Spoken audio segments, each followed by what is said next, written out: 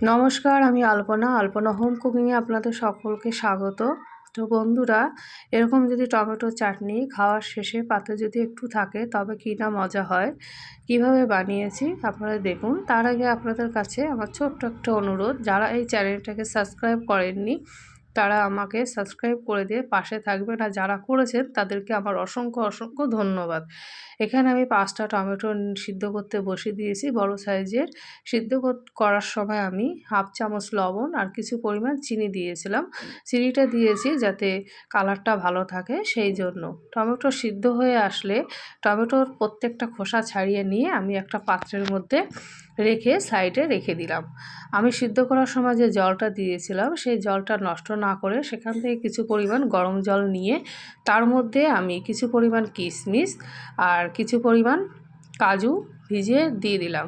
কাজুটাকে আমি গোটায় নিয়েছি, আর এখানে 100 গ্রাম মতন খেজুর নিয়েছি। খেজুরটাকে আমি প্রত্যেকটা খেজুরই বিচি সব ফেলে দিয়েছি, আমি খেজুরের কোনো বিচি দিইনি। এবার খেজুরটাকে এবং কাজু কিশমিশটাকে 10 মিনিটের জন্য ভিজে সাইডে রেখে দিলাম। এবার একটা কড়াই নিয়েছি, কড়াই গরম হয়ে আসলে এর মধ্যে 1 টেবিল চামচ সরষের তেল দিয়ে দিলাম।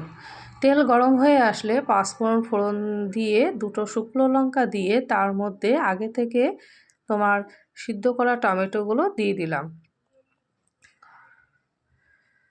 টমেটো দেওয়ার পর আমি চামচ দিয়ে কিছুক্ষণ নাড়িয়ে নিয়ে এর মধ্যে কিছু মশলা দিয়েছি।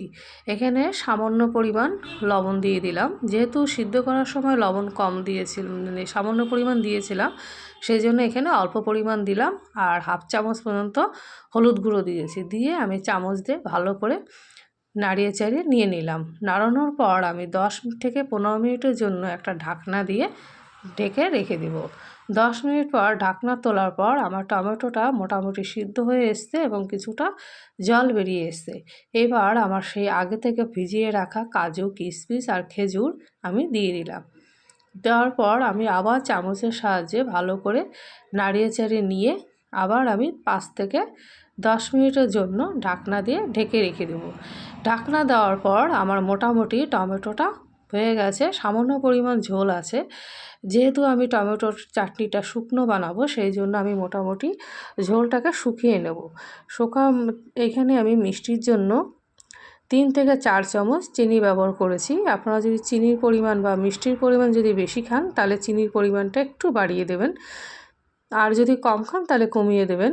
এবার আমি এখানে টকের জন্য একটা গন্ধরাজ লেবুর কিছু পরিমাণ রস দিয়ে দিলাম। দেওয়ার পর আমার মোটামুটি 5 থেকে 10 মিনিট না ঢেকে চাটনিটা রান্না করে নিয়ে নিলাম। হয়ে গেল আমার টমেটোর চাটনি। এবার একটা পাত্রের মধ্যে নামিয়ে নিলাম। তো বন্ধুরা, আপনারা আমার যে ভিডিওটা দেখে কেমন হয়েছে আমাকে কমেন্ট করে জানাবেন। আপনারা সবাই ভালো সুস্থ থাকবেন।